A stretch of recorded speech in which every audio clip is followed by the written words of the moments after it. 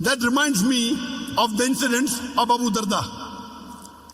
Once there was a Jew, and there was the new Muslim.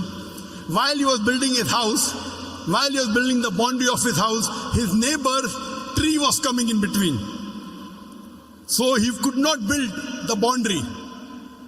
So the Prophet told the neighbor that give this tree to him, I will give you a tree in Jannah. He said no, he refused. So Abu Darda heard of this, and Abu Darda had the biggest garden of dates in Medina. The biggest and the best garden of dates in Medina.